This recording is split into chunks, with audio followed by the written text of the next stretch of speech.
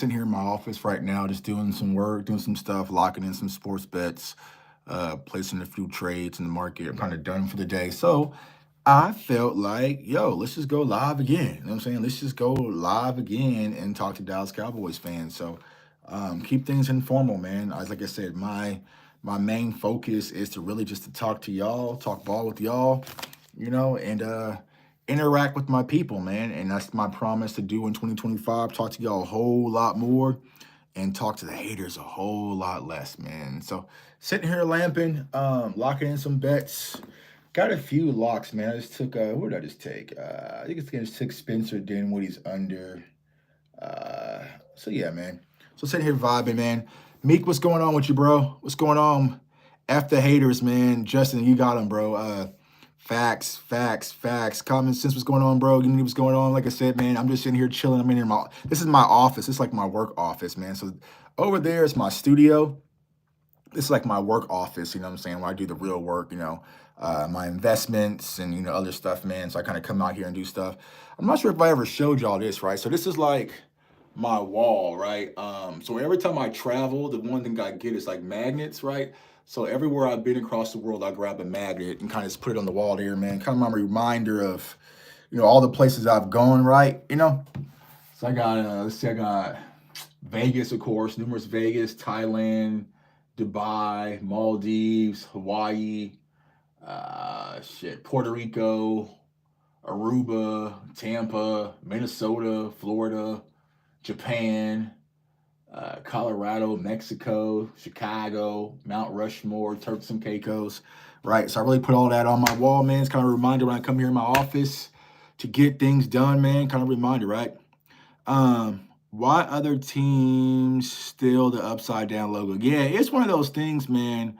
It's one of those things where the cat's out the bag, right? And funny story, right? So I talked to Ben DiNucci and True Brand because at first I used to post like, bro, it's just a Dallas thing. I hated seeing other people steal it. So like, yo, Tug, just stop bringing it up, man, because it just is what it is. So like, all right, man. But yeah, this Kansas and like not all of the words like Kansas City has one of these, and that shit is long as hell. It's like Kansas, like Kansas City's a big ass word. It don't look right, but hey, you know what I'm saying? To each his own, man. Um, what investments you working on that you can tell me about? Um, Oh, two, hey, Jameson, man, finally have a kidney, bro. Salute to you, man. I know you mentioned you were getting off dialysis the other day, man. So congrats to that, man. Salute to you, bro. So investment. So I will say this because I can't say too much, right? The very first thing you should do as an investor is just start, right? Just start, right? And the simplest simplistic thing is just put it in the S&P 500 fund, right? Just put in the S&P 500, just ride the market wave, and that's it, right? Typically, the market on average is around to give you around 7%. My dog DMV, bro, I tried to send you a link, man, but it said I went live and I couldn't change it, bro. But yeah, man, we supplying pressure, man. Like I said, I'm just vibing with my people. We talking to more supporters this year, less haters, all in 2025. More supporters, less haters. I'm not talking to the haters. You know what I'm saying? I got pulled into some stuff the other day, and it was a real cool dude, man. But it's like I don't like the jabs. You see what I'm saying? I don't like the jabs that I'm getting from people. And I'm at a point, y'all, I don't have to sit there and tolerate it. You know what I'm saying? Like, I don't have to tolerate these jabs from people, right? So, someone was making a jab at me on Twitter. So I said, listen, man, I just run the 25 racks from Dez Bryant and the X-Pix team. All right, cool, right? I put three bands up. I can come on your radio show. We can sit down and talk football and let the best man win. But then it started moonwalking, right? Started moonwalking because when the money talks, people moonwalk, right?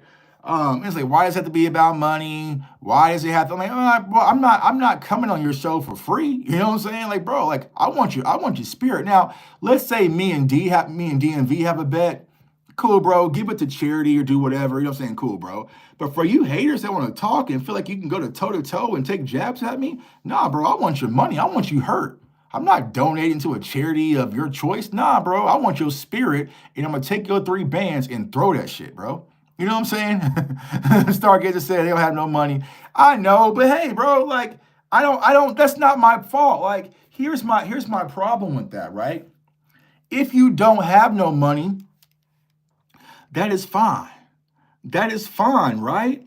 But Don't be on Twitter all day hating if you don't have no money. You see what I'm saying? Like, it's crazy. It's crazy to me that people will do that if you don't have no money, right? Why is the first thing you do in the morning is hating on me if you have no money? You know what I'm saying? Like, it's crazy, right? It says, bro, you have haters. I have no idea what you did, dog. So good segue, right? I want to talk about that.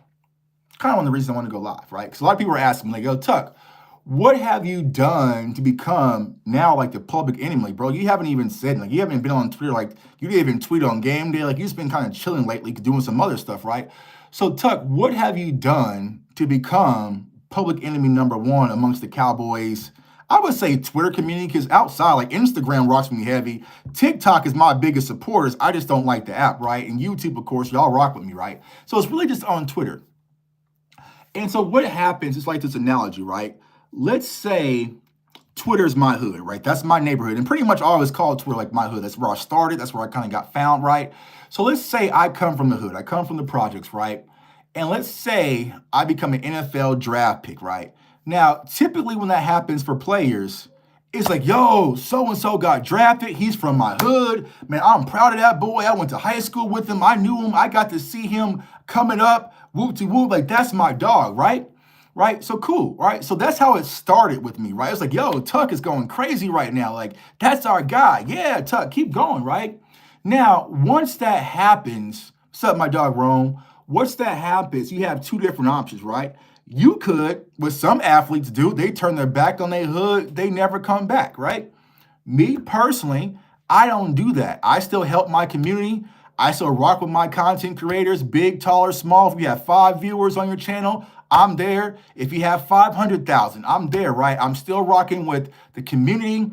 I'm still rocking with the fan base. I'm still amongst the people, right? So it's like I'm that athlete who came from the projects, who came from the Twitter hood, who's made it, and I'm coming back giving to my people, right? And still doing good by my community and not selling out and moving to the suburbs, right? Now, what happens? Even though I'm still in my community doing good, and I'm still giving back, and I'm doing shows at the shows, small shows, big shows. I mean, I was just talking to a bunch of content creators in a group chat, helping them build a media kit so they can get bigger sponsorship deals. Like, I'm doing all that stuff, right? When I'm good, there's going to be people who sit back and say, man, I was better than him in high school, right? I was better than him in high school. That should be me, right? That should be me. Why is he sitting back here in the hood and everyone's flocking to him and everyone wants to talk to him and he has diamonds around his neck? So that envy starts to build up in people, right? So what you're seeing right now happen to me is like, it's that case, right? Where it's like I can't even say shit on Twitter right now without somebody. It's that envy, right? Because Jay Tuck is here. He's made it. He has a deal with Des Bryant, Rock Nation, and Fanatics. He's coming on Twitter, still hanging out with us. But that should be me, right? That should be me. And I don't like, you know what I'm saying? So it's like it breeds that envy, right? But I'm just like, it doesn't bother me. But it's just like I see it, right? But I understand my community still needs me. Me, DMV, Rome, we talk about this all the time. It's like I could easily be one of those content creators, or be one of those media individuals. Like, I'm going to the Super Bowl. You know what I'm saying? Like I said, PBC, MGM Grand, they're flying me out to Vegas in 2 weeks, me and my wife, out to Vegas to cover boxing for the David Benavidez fight. I'm doing March Madness this year. I couldn't do the Senior Bowl due to time restraints. I'm doing the NFL Combine, NFL Draft. So I'm doing all these different things, right? I could be like, yo, I'm good. I'm Gucci. Money's flowing in. I already signed my deal for next football season. Like, I'm good. I'm done. I'm out, right? But nah, I'm still here talking to y'all at noon. I'm still supporting my sister Stargazer, still supporting my brother DMV. Like, I'm never going to turn my back on the people who helped give me this platform. But what I preach and that people really don't like, right? This is why you see people coming at Stargazer or DMV. I preach the power of independence, right? I preach it, I live it, right? Because I believe in it, right? I believe in new media. And honestly, with you guys, it might sound harsh when I say this, but new media is dying. Because soon as new media gets a little bit of money tossed their way, their voice can be bought. If I wanted to shut new media up, I can just come buy your voice, buy your channel, put you on a panel, and neutralize you, right? You know what I'm saying? So new media is losing their courage, right? So what I preach is like, no, you guys are special. DMV is special. Stargazer is special. Lou is special. JC is special. Rome is special. Boss is special. Don't let them come and buy your voice. Nah, they need to partner with you and respect who you are and help build that gasoline. My guy, Darren Smith, right now, phenomenal reporter. Has been reporting here in Kansas City for 20 years. Like, Darren Smith is that guy when it comes to Kansas City reporting. He is that guy, right? When he picked me up, he said, listen, I don't want to change you. I just want to tweak. You know what I'm saying? I just want to tweak a few different things, bro, but everything you're doing, you're building on your own. Don't change. You stay opinionated. You keep your voice. Let's tweak things. Let's work on your interview presence. Let's work on those little minor tweaks, right? And that's all we did, right? When I spoke to Des Bryant and we set up Fanatics and we were they was like, Tuck, we don't want to change you at all, right?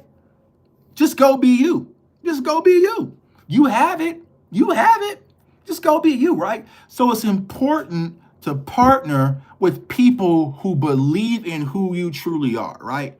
Don't partner with people who want to leech you, change who you are, take what you have, and then go use it for their own self-intent. No, right? And we're seeing that happen across the board. It's like, where does anybody have any nuts anymore? Everybody jumping over here and jumping over there and jumping over here and jumping over there. And I get it, right? This year, it was a bad year when it came to content. Money was low, views were falling off a cliff, right? So people are trying to find ways to thrive and find out, like, it's damn near like a pandemic, right? Of content creation, right? It was rough viewer-wise, right? But stay firm and maintain who you are. You see what I'm saying? Like, I don't have to waver to anybody. I took the long route. Yeah, it sucks. Could I be a whole lot bigger than what I am now? Absolutely, if I would have took the shortcut route. But I went out there and I partnered with people who truly believe in me. Not what I can do for them, but what I bring to the table. My skill set, my voice, my influence that I built brick by brick, foundation by foundation. Every interaction, every tweet was me. Every show was produced by me. Every thumbnail was produced by me. Every graphic was produced by me. Every tweet was produced by me. Every Instagram post was me. Every TikTok video was me. Every Facebook post was me. All the things that you see was 1,000% me. I am not selling that and caving that for nobody. I'm not. And until some of these other people can prove that they can do this on their own, I look at you as an equal, and for some of you, I look down on you. And it's just facts, right? It's facts. It's just facts. People don't know what it takes for someone to start in their basement and turn on a camera and talk to nobody. And then talk to 2 people. Then talk to 3. And keep going, and keep going. And then talk to 4. Oh shit, we got 10 people watching right now. You know what I'm saying? I remember my son being so excited the very first time we were doing a live show and we actually saw comments. We were excited. Yo, Dad had 8 people watching. But I kept going. 8 turned to 18, to 28, to 38, to 48. Now we're at thousands and thousands and thousands, but I built it brick by brick by brick. You can't strip that away from me. You can't strip it away from me. I didn't come in, J Tuck, the radio guy, or you guys all knew who I was, and I kind of had this foundation. No, I started with my son, my 2 sons, my daughter upstairs watching my YouTube channel to make sure this shit was even working. Hi, Dad. Go look at my very first videos, right? You'll see in the comments, hi, Dad. Hi, Dad. You're good, Dad. I can hear you, Dad. Those are the 3 people who I started with, right? So I don't have to fold, and you guys don't have to fold, right? You don't have to fold. I don't do this for them. I never did this to say, hey, one day maybe I can get a radio job. Or maybe one day I could be on this website. I never did this for this. I started this because I'm a diehard Dallas Cowboys fan and I love speaking to other passionate Cowboys fans. Everything that's happened is just, you know what I'm saying, cherries on top. Everything, none of this was planned. I never said, you know what, one day I'm going to cover the Super Bowl, or one day I'm going to be partnering with Dez Bryant, or one day it was never that. I just wanted to talk to passionate Dallas Cowboys fans. And I get to do that every day of my life. Right now, my wife was up cooking lunch. Right, but I told her I didn't want to eat lunch because when I eat those big lunches that she's been cooking all day, I get sleepy. So I was like, you know what? Just hold it for dinner because I don't want to eat another big lunch. I appreciate cooking a big lunch. She's like cooking tacos and stuff. I'm like, bro, it's noon right now. You cooking tacos and all sorts of stuff. It's going to mess up my day. So let me focus. I want to go live and just talk to my people again. You know what I'm saying? Again. And I can do that, right? I've built a platform where I can just go live and just talk to y'all. You see what I'm saying? So this is where I'm at, right? This is where I'm at. You guys is who I do this for, right? The Lou Takes and the Stargazers and the people behind me, the JCs, is who I do it for. And if I cave and fold and sell out and become a shell of myself to make everybody comfortable, then I am sending the wrong message to y'all. That whole new media shit, it was a whole facade. It was fake, right? Just blend in, make everybody comfortable, make everybody happy, right? If everyone hates this player, don't trust your instincts, just hate this player so you can do the same kind of content and thrive, and maybe you'll be accepted too. I don't have to be accepted when I'm setting my own standard. You know what I'm saying? You don't have to be accepted when you set your own standard. I am me. I am me. The things that I do is the things that I enjoy doing. My dog Rome posted that, right? He posted it on Twitter today. Never forget that. Never forget that why you get into this. And I do this because I enjoy it. I enjoy it. It's not easy waking up at 4 a.m., watching draft film, typing up a whole list of running backs. Here, I'll even show you guys. So I'll show you guys some sauce behind the scenes. I'll give you guys a little sauce, right? I'm saying, let me see. Show you guys a little sauce. We family, right? Let's see here. Boom, boom, boom. My iPad here. All right, let's see. And then, bam, NFL Draft 25. All right, boom. All right, so you see this? You probably can't, right? Boom. All this is, hold on. Actually, what I just do, hit the button. Hold on. All right. See this? All this is the running back information for this year's class I've entered. I have their birth dates. I have their carries. I have my notes, my draft notes. I have date of birth. I have hand size. All of that for running backs, right? Right? See all that? It's all running backs. It's all listed. And by the time the combine is done, this thing's going to be full of players, right? That is all me, right? I don't do that because I get paid a certain amount to do that. I do that because I love it. I do that because I love it. You know what I'm saying? I do that because I love it. I love scouting these players, and I love having players come to me and be like, yo, I appreciate that for you breaking me down. You know what I'm saying? You know what I'm saying? Like that's why I do this. Now, so people can go and say, Tuck doesn't know what he's talking about, right? Tuck is an idiot. Tuck is a clown. But are you matching Tuck's work ethic? Are you doing that? And if you're not, then no, I don't have to agree with you. I don't have to bow down on what you say about Amari and Hampton because I have it all here myself. Every notation, even a link that goes to his school. I even have his high school data if you want the high school data. All of that. DMV has seen it. You know what I'm saying? DMV has seen it. Rome, I've shared it. Here's the fun thing. Some of y'all favorite draft content creators, I've shared this with them. They've seen my work, right? It's color coded, all sorts of shit, right? It's because I love what I do. And I will never let haters, right, bot accounts, media members, or whoever take that away from me, right? Don't let people steal your joy, y'all. Don't let people steal your joy. And I know people try to steal your joy, but you can't steal my joy. I am playing with house money right now. I'm literally, like my kids will always say, they like, dad's just doing the side missions. Bro, like I don't think people understand, right? And I can say this because it's true. I don't work for Des Bryant. No, no, no, no, no, no, no. I don't work for Des Bryant. I work with Des Bryant. What do you mean by that, right? I have equity and ownership in the company that we are building together. Let me repeat. I have equity and ownership in the company that we are building together. I know my value, right? And Dez knows my value. You see what I'm saying? So it's not like Dez, it's Dez, right? But you know what I'm saying? But Dez, he's the brand, right? But I have equity in the company, right? I have ownership. I have ownership, literally ownership in the company, right? I have a piece of it, right? So I own some of that, bro. I own XPix. I have ownership in XPix. I have ownership in some of this Fanatics deal. I have ownership in the YouTube channel. I have ownership in the content.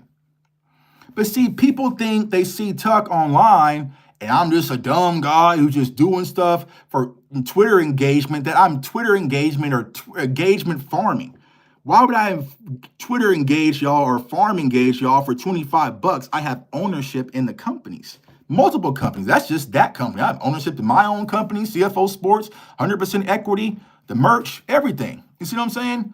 I own all of it, right? But I believe in the power of independence, right? So I'm trying to show you guys it can be done, right? It might not be attractive. You are going to get some hate, right? Lou, you're going to get some hate. There's going to be people who's just not going to like you because Lou is putting in the work and Lou is thriving. A lot of these people that you see hate me on Twitter right now, let's keep it a buck. They started this before me.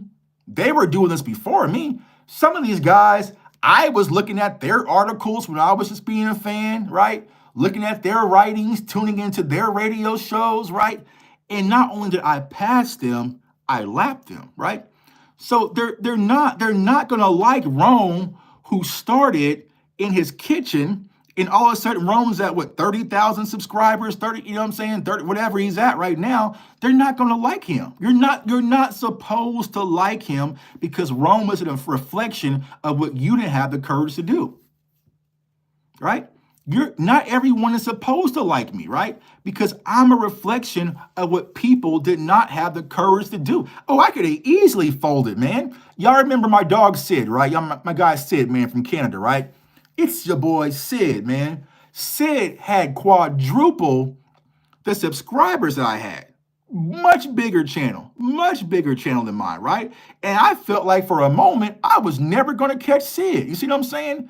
But I had to continue to work, right? I had to continue to work and scrap and claw and build my own name and my own brand. And so people don't like that. People don't like that I didn't just fold. Yes, I could have up and moved my family and said, let's go to Dallas. And then I could have puckered up. I've done networking for Fortune 500 companies for 18, 19 years now, right? I'm talking big wigs for the biggest companies that you can pretty much name. To some of the biggest CEOs, I've sat down and had dinner and shook hands and snoozed it up with the best of the best, right? You don't think I could have moved to Dallas and snoozed up to a few media members and kind of scooted my way in to the cool crowd or cool table? I could have done that, right? Could have done. I could have. Oh, I'm just ever so thankful for the opportunity and scooted my way in to the cool table. Instead, I said, you know what? I'm just going to build my own table. How about I'll just build my own table over here, and me, DMV, Lou, Rome, you know what I'm saying, Boss Cowboy, West Coast, Law Nation, we can just have dinner over here. We'll just have it on my ear. You know what I'm saying? You know what I'm saying? It's not as shots, right? I mean, it's not as shots, but it's just like, I think the problem is that once again, let's take it like Micah Parsons, right? And we've been talking about this whole scenario, right? What is everyone's bone to pick with Micah Parsons? He doesn't move in this cute little box that everybody wants him to move in. See what I'm saying? He doesn't move in that cute little box that everybody wants to move in. He kind of beats to his own drum, right? Dez kind of beat to his own drum. There's some players that kind of beats their own drum. I'm the same way. You know what I'm saying? That they can't be controlled. Exactly. You can't be controlled because at the end of the day, they can get rid of you, they can cut you, they can do all sorts of stuff, right? Let's say, for instance, I said, you know what? I want to be on so-and-so.com or with so-and-so website, right? I don't know, whatever. Name a website, right? Barstool Sports, right? And I am going to sell my channel to Barstool Sports for $30,000. They're going to own all my content, and moving forward, all of this will be under Barstool Sports, right? Cool. It might be your first boom where, hey, yo, Barstool Sports it's booming and we're doing all this Barstool Sports content on this channel, right? But eventually, Barstool could be like, you know what? We want to move on. We want to go into another direction, Tuck. All right. Well, do I still own the rights to my content? Nope. I got to start a brand new channel. I got to move. I got to do all these different things, right? So it's important to always own what you built. You know what I'm saying? We're supposed to do something Cowboys related, but we're talking real game. This is real life, right? If you build it, you should own it, right? Have equity in your efforts. That's my mentality. So going back to one of the original questions, long time, you know what I'm saying? What investment should you make? The number one investment you should always make is in yourself. You see what I'm saying? That's the number one investment you should always make is in yourself. The very first thing when you get paid, your paycheck from work, is take that money and invest it in yourself on what you want to do, not what society wants you to do, not even what your family wants you to do, right? What you want to do in your life. You see what I'm saying? Invest in yourself first. You know what I'm saying? Invest in yourself first because those dividends are undeniable. Your return on your investments is undeniable. Once again, I have equity in a company with Dez Bryant. If I would have never made that initial investment in myself, that does not happen, right? All the things that you guys see me accomplish, you are here right now. Sadiqa is here right now because I had the courage to invest in myself. And it's not easy. It's not easy. Every content creator in here will tell you that it's not easy, but you got to invest in yourself. And at the end of the day, you know what I'm saying? 5 rings, even if I fail, at least I failed investing in me. That's it. That's it. I'd rather take that chance over stock market. I'll take that over Bitcoin. I'll take that over real estate. I'll take that over gold and, alternative investments. I will take that every time as if I invest in me. Ronnie, got me ready to start my channel fired up, bro. Start it, bro. Start it. Start it. Start it. You know what I'm saying? Start it up. You got nothing to lose, bro. You got nothing to lose. You have nothing to lose and everything to gain. You know what I'm saying? You have nothing to lose and everything to gain. You know what I'm saying? I was just like y'all. I mean, I didn't know about law and Big and all them at first. Like I watched Shango a lot. Like Shango was the guy that I watched, right? And I'm like, oh man, that'd be dope if I could do that. That would be dope if I could do that. You know what I'm saying? So I was like, all right, cool. And then one day, like this MacBook right here. Hold on. This MacBook right here, this shit is from 2012. It's a 2012 MacBook. Now, my birthday is Friday. I might get a new one, right? But I bought a new one, but I gave it to my daughter. I really should give her my old one, right? But this is from 2012. I gutted it out. You know what I'm saying? Put a new hard drive in it. Put a new modem in, like put all, all new pieces in it. Did it myself, right? How do I do it? Watching YouTube, right? Could have damaged the whole thing, but I was taking a shot because it barely worked, right? Got it up and running, and that's what I recorded my very first video on. That one that's all ugly and the music's all loud and like all that stuff, right? That's what I recorded my very first video on, sitting on that laptop right there from 2012. That's a 2012 MacBook. You know what I'm saying? It's heavy as shit. You know what I'm saying? It's loud. It fires up like a damn airplane. But that is what I started on, right? And if I never had the courage to invest in myself and start on that MacBook, y'all know who I am. You see what I'm saying? So you guys should start, right? Now, I'm not saying content creation is easy, but here's what I'll tell you guys. right? Here's the one thing I'll say to a lot of you guys who are wanting to get into content creation. You're doing the shit anyways. You're doing it anyways. Whether you're here, whether you're on Twitter or Facebook or wherever you may be, Instagram, you're spending a majority of your day talking about the Cowboys or something you enjoy. You're already doing it anyways. That's the thing. It's like I'm not doing nothing different than I was already doing previous. Like you guys see that tweet about when I talk to Good Morning Football when I tweeted them in the 2016 draft about drafting Dak Prescott. I was doing draft shit way back then. Just nobody cared. Just nobody cared. You know what I'm saying? I watch college football, right? So you guys should always go for it. Whether it's content, whether it's whatever you want in life, invest in yourself and go for it. Life is short, man. We can always get bad news tomorrow, right? And I'm personally a person, I don't want to live with regrets. I don't want to have the regrets saying, man, I wish I woulda, coulda, shoulda, right? Don't have those regrets. Go for it. Go for it. And if worst thing fails, all you can do is learn from it. Learn from it and get better, right? There's some things I try on this channel, it don't work. Sometimes I do a new thumbnail, that shit might get 30 views. All right, Tuck, well, we're not gonna do that thumbnail no more because that shit's obviously trash and people don't like it. All right, let's switch it back up, right? But I'm always trying to reinvent, add things to my game, add things to my repertoire. You know, I'm a sponge, right? As people always want to coin me as a know-it-all, Jay Tuck thinks he knows it all. Jay Tuck thinks he knows it all. He thinks he knows it all. Oh, absolutely not. Ask Gerald McCoy how much I bother him. Ask Dez how much I bother him. Like, ask Wanye, ask some of these players how much I bother them about film studies and making sure I'm triple checking, right? Y'all saw the other day when I asked Kurt Warner questions. Like, I'm a sponge. Like, I'm constantly researching the game, learning, involving different positions, right?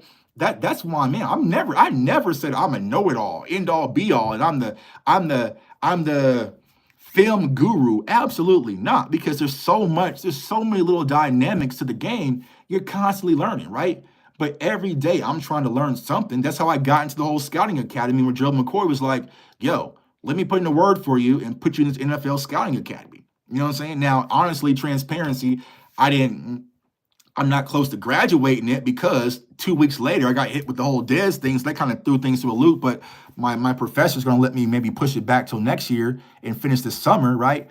But it's like I'm always trying to learn and push myself. You know what I'm saying? So I encourage you guys to do the same, man. I encourage you guys to do the same. And don't set limitations on your life. And most importantly, man, don't let other people set limitations on your life, right? Just because their route isn't the route that you want to go, there's nothing wrong with your route. And I'm not saying there's anything wrong with these people's route. Like, if you want to go work for this website or work for this, you know what I'm saying, this organization, or go for it. Go for the stars. I am your biggest fan. But what you're not going to do is turn your nose up at me and act like you are better than because you gotten this opportunity or you're doing this and you're doing that. We are not going to do that, especially when I know I outwork you. All things Dallas on this channel, newer to YouTube here. Hey, appreciate you. Yeah, we talk draft, we talk Cowboys, we talk football here. We're talking life right now. You know what I'm saying? We're talking life. We're just vibing out, but we do a lot of good content on this show. Hopefully you enjoy it. So welcome. So yeah, I will say that, man. So like I said, don't let people disrupt your dreams and disrupt your goal. You see what I'm saying? Because it's like, I get it. And everyone's seen, like, you see people in the chat like, damn, Tuck, what did you do? Why are you getting so much hate? No one can tell y'all or tell me what have I done differently in 2025. I haven't done nothing differently that I didn't do last year or the year before or the year prior. You see what I'm saying? But it's that elevation. It's just like, all right, you're getting way too big, right? You're getting, you know what I'm saying? You're growing too much, Tuck, right? And it's not like I act like I'm better than people or I act like, you know, I don't know, like I'm unapproachable. Like everyone who's met me in person, I mean, if y'all met me in person in the chat, you can speak on it. But everyone met me in person, be like, yo, Tuck, just be chilling, bro. I really don't speak a lot. I'm really kind of chill, low key, you know what I'm saying? For every fan who's come up to me at the game, want to take a picture, you know what I'm saying, and whatnot. You know, sometimes if you're a subscriber and I see you at the game, I'll buy you a Cowboy reader, talk to your family. Like, I'm really chill, right? So the people who have met me know, like, Chuck don't even be on that, right? But I just be chilling. You know what I'm saying? Like I just be chilling at the game with my mom, being a fan. You see what I'm saying? But a lot of people, based off of Twitter interactions, they want to paint this picture that I'm narrative or I'm arrogant or cocky. No, I am arrogant and cocky to people who approach me disrespectfully. You see what I'm saying? For people who just approach me disrespectfully. If you say, hey, Tuck man, hey, real talk, bro, I see what you're saying about Zeke, but I just disagree. I'm not gonna be like, oh, blah, blah, blah, blah. I'm not gonna combat you. Hey, bro, I respect it. You know what I'm saying? This is just how I see things, right? So if you come at me with a tone of respect, I approach you with the same way. But it was like, first, I'm talking to, well, actually, there was some old shit I said about Zeke. Like, it wasn't even about today. It was some old shit, right? It's like from yesterday, right? But then it was like, oh, you said the same thing about Jalen Smith. No wonder, blah, blah, blah, blah, blah, right? So that's not coming at me from a tone of respect. You know what I'm saying? That's not coming from a sign of respect. That's coming that you're coming from a place of contention. So when you say that, I politely ask, don't you own a radio show? He says, yes, I have multiple. I said, then more than likely, I would be more than happy to come on your show and we can talk it out, right? And he was like, oh, my audience isn't going to be enticed to hear about what you have to say about Ezekiel Elliott. I said, okay, cool, right? I get it. You're running a business. I run businesses myself. Let's make it more enticing for your viewers and your listeners and your audience, right? Let's put $3,000 on the line. I put in 3, you put in 3. We can talk football for $6,000 and the winner takes all. Doesn't that sound like, wouldn't y'all tune in to hear that? Wouldn't y'all tune in to hear that? Jay Tuck go to toe-to-toe with some radio host and $6,000 is on the line? I think that's enticing for radio listeners, right? So that's what my proposal was. But then, of course, we started doing the Michael Jackson moonwalking. Oh, you can come on my radio show and you can give that $3,000 to charity. Why the hell would I want to give $3,000 to your charity when I can just give it to my own charity? Y'all know I have a charity, right? That's dear to my heart. Actually, this Friday is my birthday. So if you want to send super chats or whatever, all donations will go to the Kansas City Humane Society. That's one of my favorite charities I donate to every year. That's where I got my dog from, Kimura. She was a special needs dog. I don't think she had multiple surgeries at the Humane Society to keep her alive. And now she's upstairs with my wife, spoiled and healthy, all sorts of stuff, right? So it's like I do all my donations to the Humane Society. But I'm not going to come on your show, give you exposure, and then give your charity $3,000. Like, that doesn't even make sense, man. You know what I'm saying? Yeah, DMV. I don't want this. This is not a charity event. You came at me with a spot of disrespect. You came with me for villainous intent. And oh, this is all about your ego, Tuck, and blah, blah, blah. Okay, that's cool. Well, I don't want your money to donate to charity. I want your money to throw it in Vegas. I'm gonna throw it. Pull it out my Gucci strap bag and throw your money in the air and be like, go F yourself. That's what I want to do with your money. You know what I'm saying? I don't want to give your money to charity. I want to throw it. You know what I'm saying? I'm going to throw it to people, and that could be my charitable donation to a bunch of random clubbers in Vegas. You see what I'm saying? So that's what I wanted. But then it was like, here goes Tuck again, being evil. I'm like, bro, I didn't even say nothing in the first place, right? But then what happens is, and what people have to be careful of is controlling your community, right? And what do I mean by that? Let's say me and Lou are talking, right? Right, me and Lou are talking about, Lou says we should draft a running back in the first round. I'm like, nah, we should draft a wide receiver. And we're talking about it on Twitter, right? And then JV comes in and be like, nah, fuck Lou, he's a clown. This is why I don't rock with Lou, blah, blah, blah, blah, blah. He's an idiot. No. So it's up for me with JV being a representation of my community to check that and be like, hey, bro, hey, Lou's my dog. We're just having a conversation. Like, you need to chill out. You see what I'm saying? Just chill out a little bit. You see what I'm saying? But what happens is people will poke at people like Stargazer, right? They'll come at her with villainous intent and they'll let their community just attack, say like the most. I saw people calling Stargazer the most horrific word in the English language, right? And nobody checked that shit, right? Nobody said, hey, yo, chill. You know what I'm saying? Ain't nobody say, hey, chill. We ain't gonna call no woman the C word, right? You let people from your standpoint and your side of the fence call a woman the C word and they don't know her at all. And you just kind of sit back, hands behind your head, ha ha ha, Zeke this, Zeke that. You know what I'm saying? Zeke this, Zeke that. You let people in your community call a woman a C word all up and down the timeline and didn't address it. Oh, but if Jay Tuck says something about you, then I'm the bad guy. Then here comes Tuck. Why is he always being so combative? Why is he always doing this? Bro, you let people in your community call this woman a C word just because you disagree with her football takes. That's bullshit. That's corny to me. You see what I'm saying? I would never let one of y'all that's a representation of me, if I saw it, they'd be like, okay, well, I'm gonna turn a blind eye to it.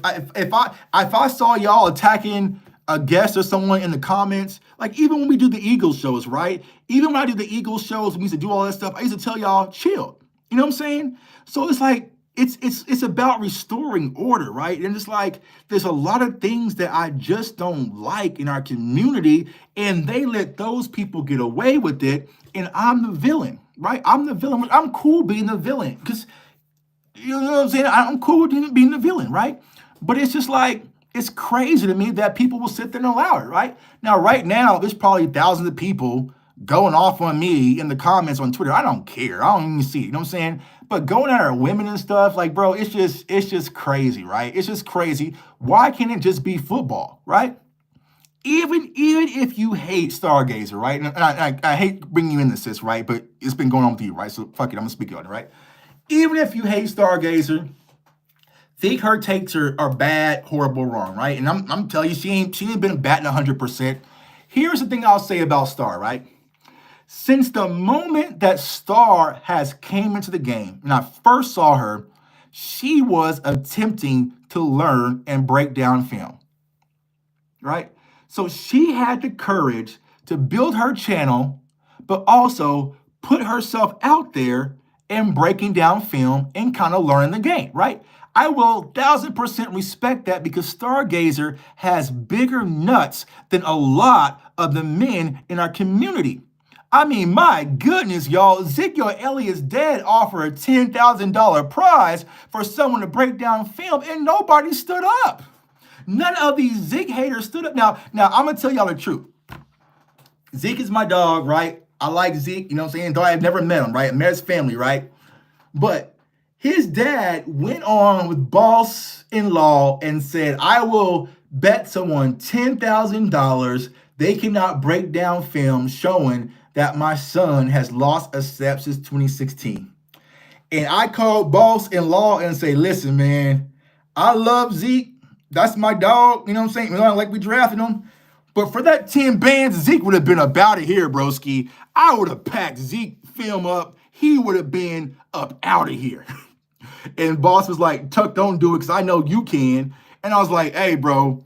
Hey, for 10 bands, Zeke is gone. He be gone the next 15 minutes. I was about to pack Zeke the hell up. He's like, Tuck, don't, right? So I was like, all right, let me chill and see. You know what I'm saying? Let me chill and see what goes on, right? I think there's like one dude, like a TikToker, he kind of stepped up and did it, right? But the people that were media members, you know what I'm saying? The guys, right? Those guys, where were y'all at, bro? Let that have been me. Zeke would have been packed up instantly. Especially with the software that I have, I could download those 2016 clips just like that, side by side. We'd have got up out of there with them 10 bands. And I would have threw Stacey Elliott's 3, respectfully, in a club in Vegas. You know what I'm saying? Yeah, the TikTok dude had a good case, right? Here's where Stacey Elliott messed up. He said the 2016 Zeke. 2016 Zeke is long gone. That was a easy bag, bro. That was a easy bag. He should have said Ezekiel Elliott from last year, right? He should have said that Zeke or from 2 years ago, the 833 and 12 touchdown Zeke, then that would have been more of a conversation, right? He said 2016 Zeke. I was like, bro, this is easy money. he would have been packed up quick. And boss was like, don't do it. Law was like, man, don't let someone else do it. I was like, you know what I'm saying? Now, y'all know me, bro. Y'all know me, like case in point. When it comes to getting that bag, I gotta go get it. You know what I'm saying? Like case in point, there was a high school teammate of mine. I went to like pretty much a predominantly black school, right? So we didn't have a lot of, white kids that went to our school, but Mike went to our school. He played football with us. He played center, right? He's a dog too. So I haven't talked to Mike in years, man, but I still have his number in my phone or whatnot, right? So when the whole Capitol building thing happened, Mike was out there and he raided the Capitol building. Like he had the guns, he did all that shit, right? And it was like, damn, bro, Mike raided the Capitol building? And we were like in a group chat with me and my high school teammates, right? So we're like, damn, that's kind of crazy, right? So then the Wichita News had reported that there was a report for like $8,000 if you were to give up who that gentleman was, right? And so everybody in the group chat was like, yo, I'm not going to say nothing, man, because I'm not going to snitch on Mike. I ain't going to say nothing, bro, because at the end of the day, Tuck, that's our teammate. I'm like, is it 8 bands? They're like, bro, it's 8 bands. I was like, I ain't talked to dude in like 15 years. You know what I'm saying? So I was going to do it, but salute to the group chat. They told me don't do it. Don't go get those 8 bands, right? But I was about to turn them in ASAP, right? But then somebody on Facebook, they turned them in and got the 8 bands. That should have been me, bro. I still have his number in my phone. I still have his number in my phone. I should have packed him up for 8 bands, bro. He was going to jail regardless. It's better off I would have got the money. You see what I'm saying? Like, I'm sure he'd have been happier knowing that he went to the jail, but the 8 bands went to somebody he knew. You know what I'm saying?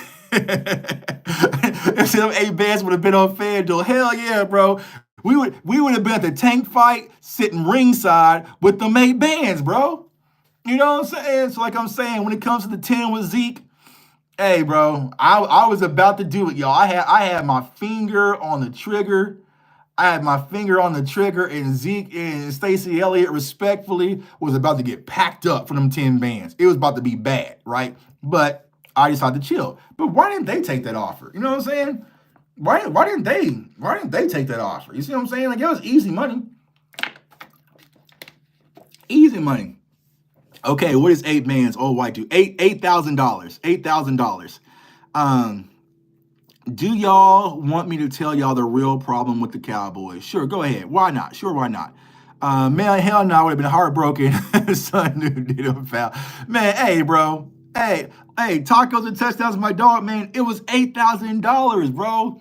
It was $8,000. They were in a group chat like, man, we can't turn in X. That's our teammate. All right, bro. I graduated from high school in 2002. I haven't talked to him since. No, we had our.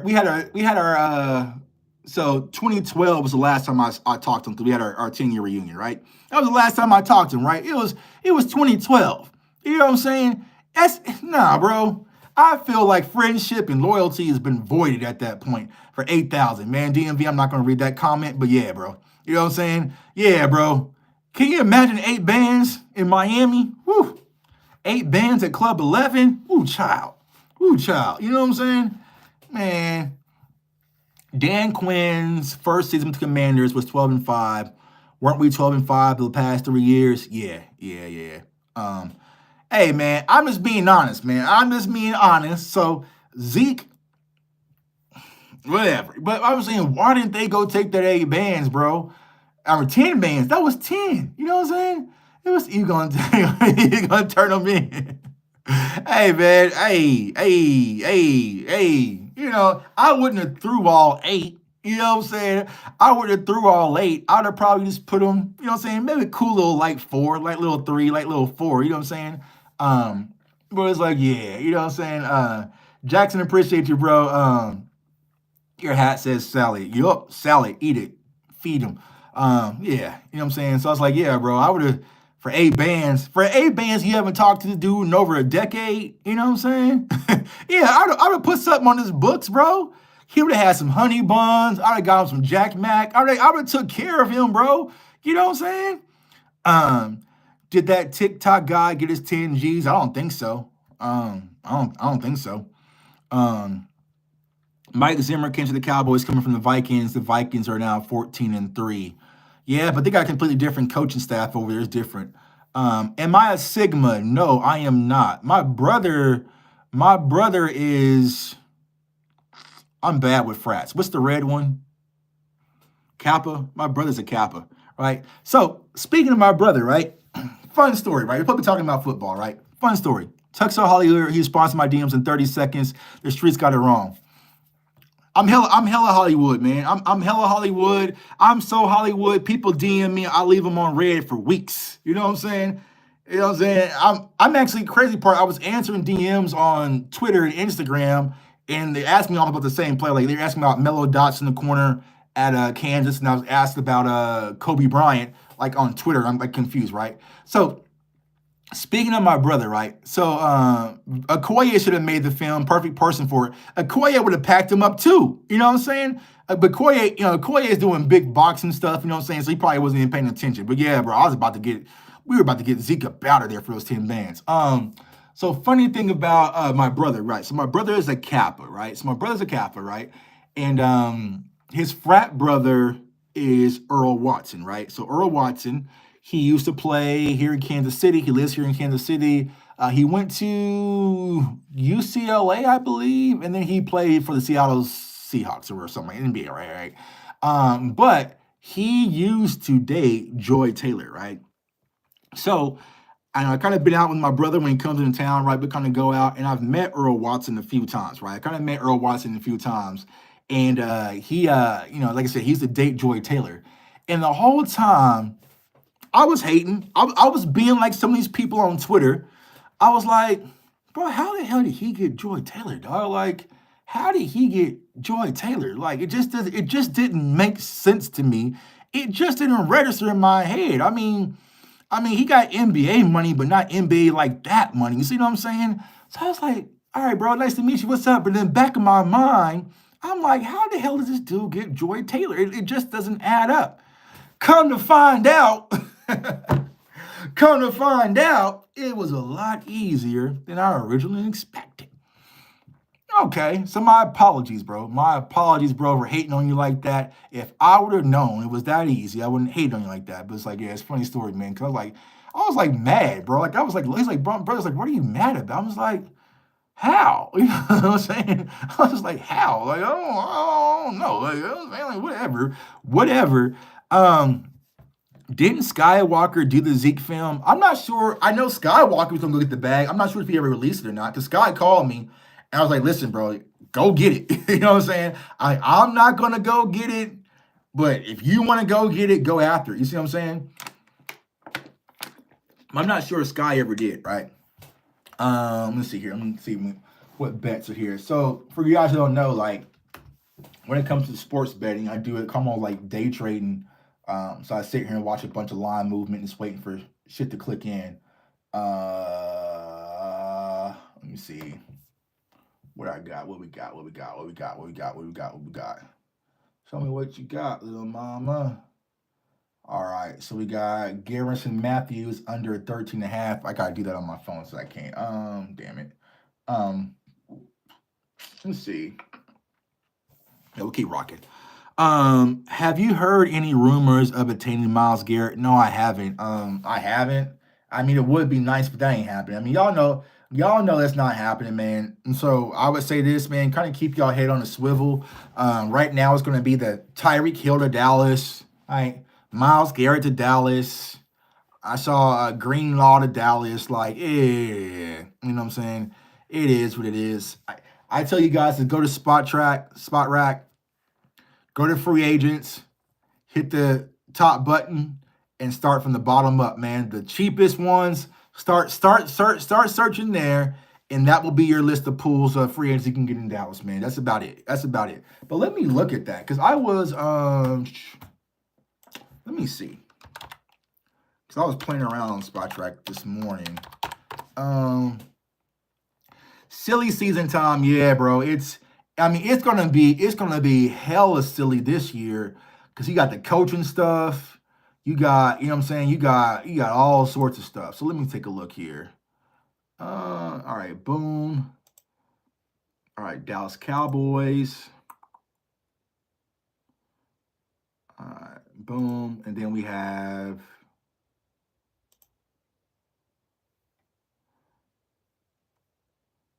so we have a total of 21 players, I think, that's gonna be free agents. Um Wait, so Zach Martin's contract was up this year? 2025. So we have Brandon Cooks, Zach Martin, DeMarcus Lawrence, Trey Lance. All right, so let's go through. Let's name them, right? Brandon Cooks. I just got the one watching Gladiator. Brandon Cooks, up or down? Let me know. Brandon Cooks, I get a yes from Sadiq. Brandon Cooks, mercy or no mercy?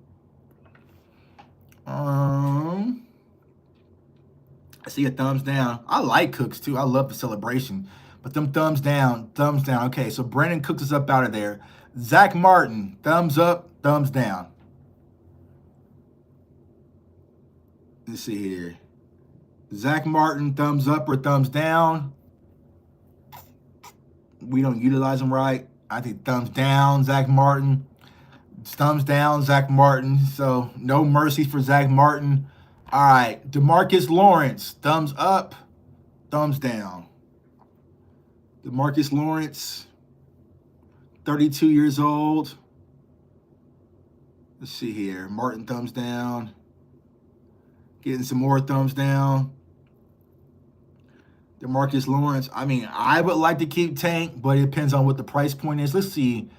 His previous, let's see here, what they're saying. Boom, boom, boom, boom, boom. So yeah, he'll be 33 years old.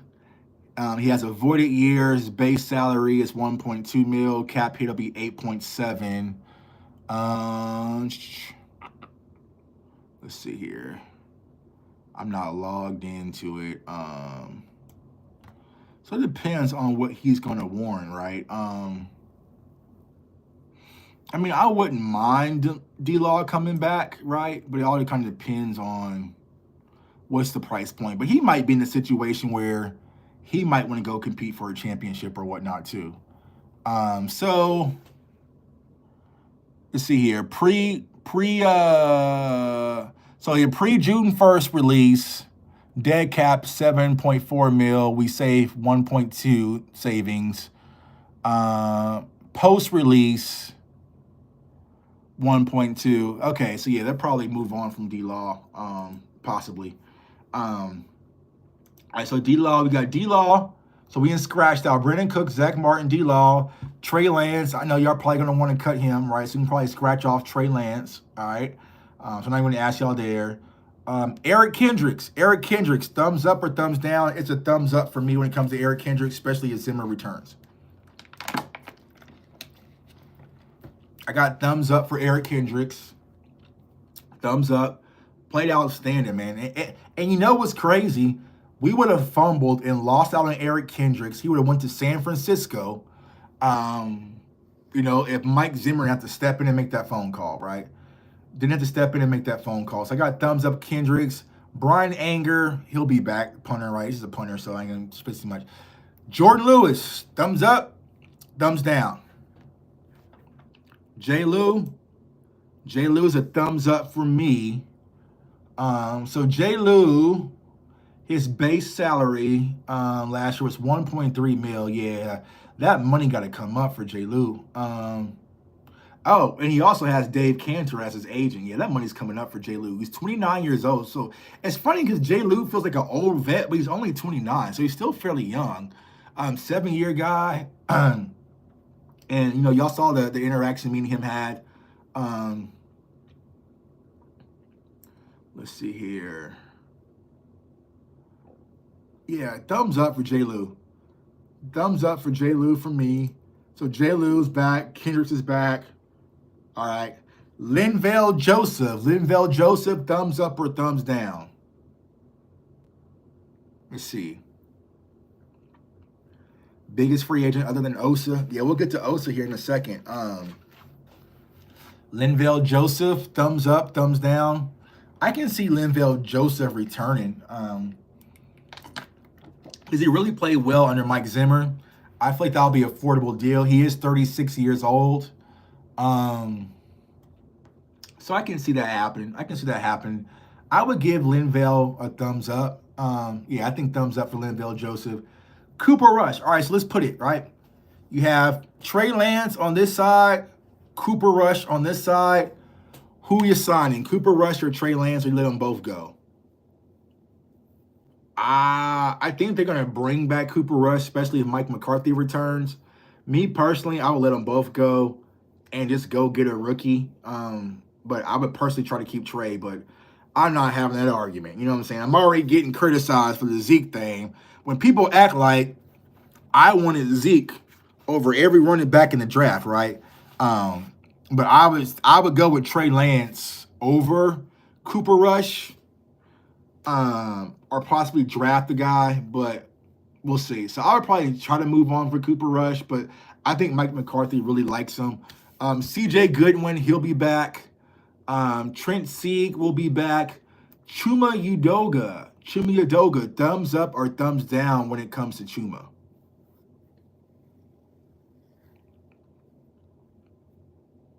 You said they already offered trade extension. When they offer that? I thought they declined it. They declined his 5th year, right? So Chuma, down. Gotta up. Oh, what's going to Udoga on the cheap. Ooh. He's 27. I mean, he's solid. But honestly, I would like to kind of see Austin Richards start to get those snaps, right? But yeah, I can bring back Chuma Udoga on a rotational. All right. Fun conversation. Osa Adigi Aozua. Osa, thumbs up, thumbs down. Let's see. Thumbs up for Osa. Up for Osa. Oh, they offered him they offered Trey a contract 3 to 4. They tried to re-sign him. He turned it down. Oh yeah, they probably offered him pennies. They probably offered Trey like pennies. Let's see here. Yeah, Osa. I'm with it, man. I'm with it with bringing Osa back. I like Osa. The question is, what's going to be the price point, right? The question is going to be, what's the price point for Osa? Let's see here. Yeah, 860 snaps this past year for Osa. He played 78% of the snaps, 5 sacks, 47 tackles total, forced fumble. What's the price point for that? But yeah, I'm thumbs up with Osa, man. I like Osa. I've always liked Osa. He's kind of a solid assassin, and we need some guys that we can really mold, especially in the interior, right? So I would bring back Osa. Let me see. Let me get back. All right. So we got thumbs up for Osa. All right. Everyone's favorite, darling of the season, right? Rico Dowdell. Are we bringing back Rico? Thumbs up or thumbs down for Rico?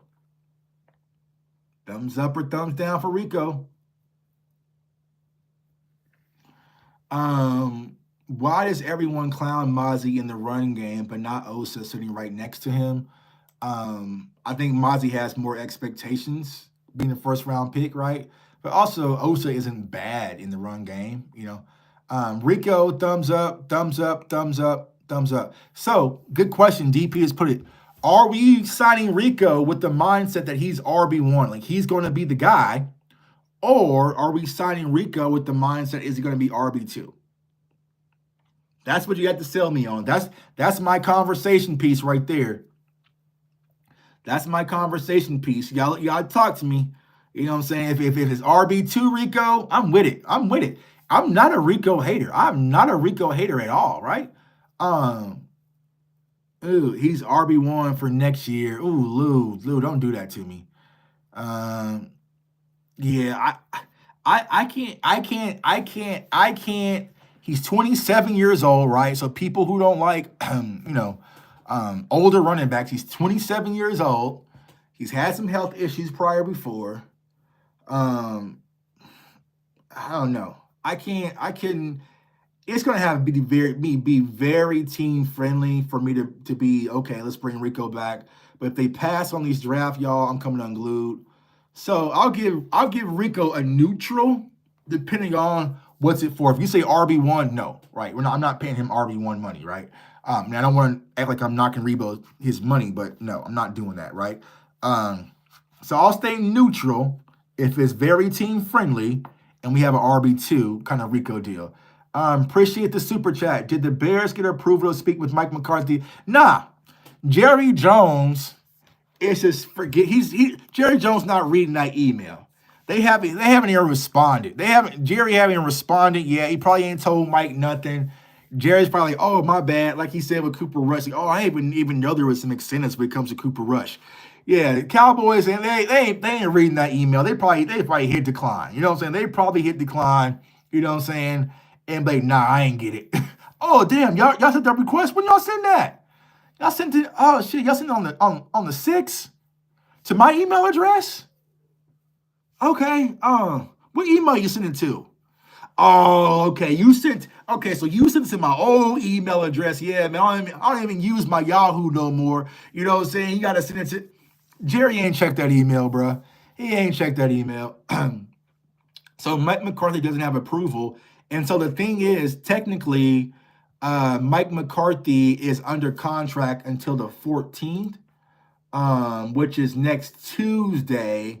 So honestly, they can deny it and that the Bears can't speak to him until after next Tuesday, right? That's when it expires, I think.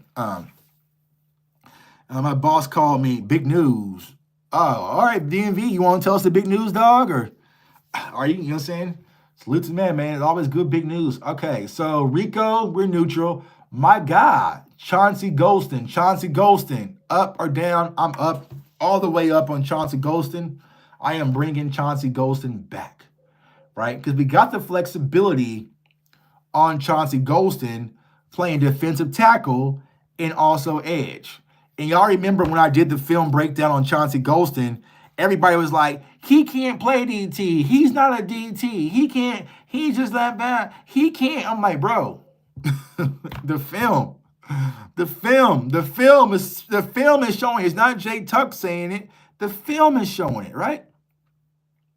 I said group chat, big news announcement. All right, bro. Appreciate it. I'm going to check it when we get done, bro, here in a second. So Chauncey Golston, thumbs up. All right, cool. Brock Hoffman, I feel like Brock Hoffman now becomes a necessity. I am thumbs up on Brock Hoffman as well. You know what I'm saying? You know what I'm saying? I am there. I am there for Brock Hoffman. It says white people don't get skin color for emojis. That's an Asian hand. No, they do got colors. You can turn your hand color white. Let's see. I'm in for Brock Hoffman. Brock Hoffman is up. For me, I feel like with Brock Hoffman, he definitely adds the depth, especially with things kind of teetering with Zach Martin. So I know. Israel McQuamu, cornerback. So Brock Hoffman is a restricted free agent. So kind of toss that now. He's a restricted. Israel McQuamu, unrestricted free agent. So Israel McQuamu, thumbs up, thumbs down for Izzy. I love Izzy. I don't know why they really give him the runaround. Like, I feel like they should be using Izzy a whole lot more. So Flock, good question, right? Or good comment, right? About playing Hoffman at center and playing BB at guard, right? Because I've been personally saying I would like to see BB at guard, right? But y'all know the BBs are my neighbors, so I talked to them. I talked to his dad. Cooper Beebe says he feels comfortable at guard more than center, right? But what Cooper now is saying is now that he's played center for an entire year, he wants to just build off of that and continue to train all offseason and focus on just being a center with Duke, you know what I'm saying, in the offseason. So I give Cooper that, right? Because I feel like there's more value in Cooper being a top center and we can always find a guard, right? We can always find a guard. Um, but it's like, I think, yeah, I would like to see him selfishly at guard because I feel like he's nasty and physical, doesn't have to think right and really be the chain of command. But he's already played a full season at center. He doesn't want to have to undo everything he's learned and then learn guard, right? This whole offseason, right? So he wants to play center. So I would think that we would bring in, keep Cooper Beebe at center and keep Hoffman at right guard, or TJ Bass, or draft a guard or whatever right there. So I think BB will stay center, and he said that Mike McCarthy views him as a center as well. Um, Guard, move to center. Yeah. Because people forget, like, Cooper Beebe played tackle too. Like, he played everywhere at Kansas State. He played all over the field. You know what I'm saying? He played tackle, he played left, he played right, he played left guard, right guard. He played every position on the offensive line except center. And the Cowboys were like, yo, you're going to play center, right? Funny story how that worked, because it was like, I talked to his dad when we flew to the Ravens game, right? And he was saying that the Giants was super high on Cooper Beebe. Like, they were probably going to draft him in the second. The Giants were like, that was a team that they thought Cooper Beebe was going to go to, right? So what happened was, what I was trying to tell you guys, the Dallas Cowboys really wanted Graham Barton. Like, Graham Barton, that was their pick, the center slash guard who's playing for Tampa, right? So Graham Barton was their guy. Oh, Jeff, that's where we went. Jess Emaw, he's a Wildcat, man. So Graham Barton is who they really, really want. Like, that was the pick. That was the guy, right? So then Cooper Beebe, or no. Graham Barton gets sniped by Tampa. The Dallas Cowboys say, oh shit, what do we do now, right? And then they trade back, right? Get Tyler Guyton. And so they said what happened was that day 2, I think someone had saw Cooper Beebe working out with Tyler Guyton with Duke, and they saw him taking snaps, right? And so they called Duke and was like, yo, we need a center. Do you think this kid can play center, right? And Duke was like, yeah, I think he can, right? It's going to take some time. And they were like, well, how soon can it happen? Like, it's going to be this year? Like, how? And Duke was like, give me a few, more reps with him, more time with him. I can get him ready for this season, right?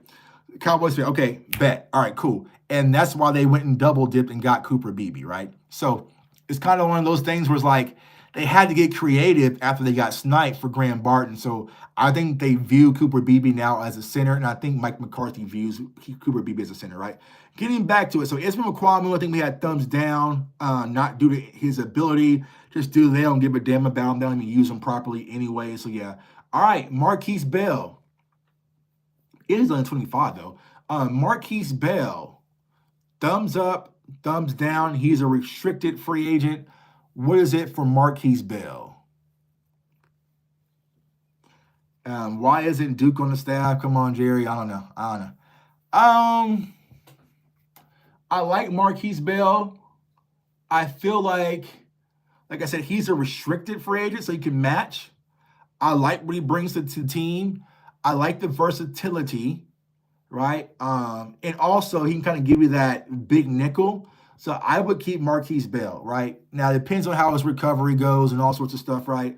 I would keep Marquise Bell. So I'm thumbs up. Pause. Yeah, we'll take that back. Delete that shit. I am giving I'm keeping Marquise Bell on the roster. How about that? Kevontae Turpin. Turbo Turpin. Up, right? We got it.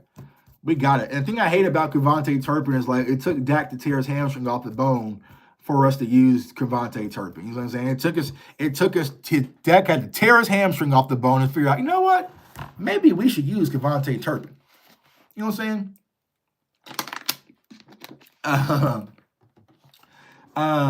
So did we not go through Malik? Because I thought Malik's a free agent too. We'll get to him. So yeah, so Kevontae Turpin and Wanye Thomas. I'm up for Wanye. I think that we re-sign Wanye, right? Wanye Thomas, yes. Tyrus Wheat, let me see. Where's Malik Hooker? Let's see. Let me go to safety.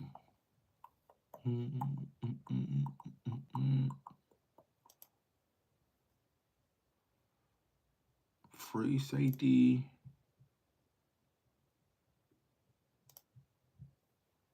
Why isn't it? Why isn't it showing me Malik? I thought is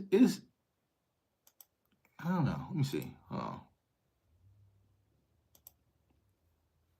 Marquise Bell, Cowboys. I don't know. Why is it not showing Malik? Let me find Malik Hooker's contract. Because they're not having Malik listed. Let me type in Malik real quick and see what's going on with him. Because I would want to say he is up on contract, right? So Hooker and Wilson got. That's what I thought. Because I thought it was something with it. Because they signed. I'm trying to remember. Let me go find it. Hold on. I'll get it right for y'all. Y'all know Spot Track be going like all crazy sometimes and freezing out. Let me see. People want him gone though. Let's see. I know. Malik Hooker. I feel like Donovan Wilson had a good year this year though, y'all. I really feel like Donovan Wilson had a hell of a good year this year, especially under Mike Zimmer, because he likes safeties like that. All right, so Malik Hooker is signed till 2026, right? So they have a potential out of $4 million dead cap. So 2025 year, we can pay him $12 million, and that'll be $4 million towards the dead cap. So we have an out this year, right, for $4 million towards the cap. This year he's going to count towards $8 million. So he's going to count towards $8 million, or he can get his potential out at $4 million. But Malik Hooker is signed all the way until 2027. Yeah, Malik Hooker, I forgot Deno getting cooked, Tuck. Yeah, he's not a coverage guy. So Malik Hooker is signed till 2027, so he's not a free agent. And then let's look at Donovan.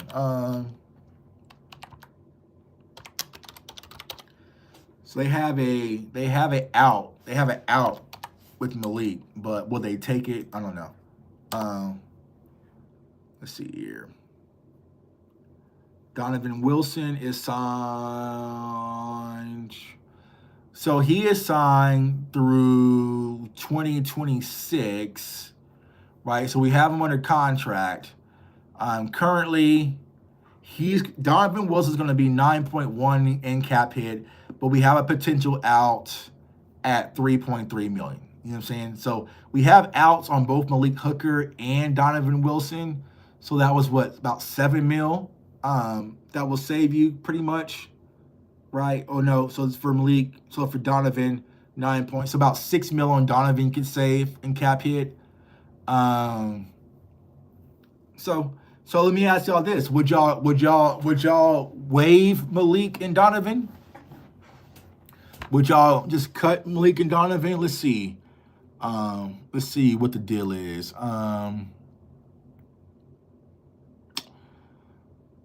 Let's see. Pre-June 1st release for Donovan, we would say 5.8 mil pre-June 1st. Post is 1.6. So pre-June, say about 5 mil on Donovan. Let's see, what was for Malik? That's pre-June. Bye-bye, both of them. So if that's the case, would you go draft another safety, draft some more safeties, or you think we already have those in-house? Oh, yeah, Malik. I knew when Cowboys fans saw him put his fist up in the air, but the one thing I will say is that he tracked them down. He tracked Mariota down, but he was just like, oh, boom, you know what I'm saying? And like, oh, shit, you know what I'm saying? Yeah. So 4 mil. So you're saving almost 9 mil for pre-June releases for Donovan and for Malik, right? So Shallow Sanders. Whoa. Well, I like Shiloh, good kid, but whoa, whoa, whoa, whoa, whoa. Let's pump the brakes. So, as of right now, we cut Cooks. No more Zach Martin. No more D Law. No more Trey Lance. We have Eric Kendricks, Brian Anger, Jordan Lewis, Jordan Lewis, Linval Joseph, C.J. Goodwin, Trent Sieg. We kept Chuma, kept Osa, Rico. They're going to keep them. They like cute stories. Chauncey, Brock, Marquise, Terp, and Wanye. Right. So we kept, let's see, we kept, out of 21 players, we kept 1, 2, 3, 4, 5, 6, 7, 8, 9, 10, 11, 12, 13. So out of 21, we kept 13. All right. So then what do? You replenish it. You replenish it in the draft, which they'll probably try to do. Shallow will be an upgrade to Hooker while you bullshit. Nah, bro. Malik is solid. I mean, it's just, I don't know. He's not, I mean, Malik is solid. He's just not rangy, like crazy rangy. You see what I'm saying? I mean, I would take Shallow as an undrafted or something like that, or a 7th round pick. You know what I'm saying? But there's some safeties in this class who I really, really, really, really, really like, right? Really, really, really like. And so I would take them early. Cowboys need a white quarterback if they want to win in the Super Bowl. Okay. All right. He's the Cooper Rush of safeties. Tank starting to be hurt guy. Yeah, he is, right? He is. And that's what we got to think about, right? Injuries add up, father time, undefeated. You know what I'm saying? So it's one of those, sound like the Cowboys re-signed 13. We like our guys, right? Yeah, it's about 12 or 13, you know. We like our guys. And what they'll do is they'll kind of press that in as, free agency signings, right? So then they'll probably do that. Maybe get Tyler Smith done early, possibly Deron Bland. That'll probably be your pre-draft stuff, right? That's probably your pre-draft guys they bring back. Sprinkle a draft class on top of it. Get some guys that are kind of left over, hanging out, post-draft cuts and stuff like that. Bring them in, drag Micah Parsons out pretty much through Oxnard, get him done probably like mid-camp, something like that. Tie a ribbon on the shit, roll it back out there, and say enjoy. You know what I'm saying? Roll it out there and say enjoy. But at the end of the day, I finally get what I want as a Cowboys fan. I get the Dallas Cowboys going to Las Vegas to play the Raiders. For real, regular season, not preseason, right?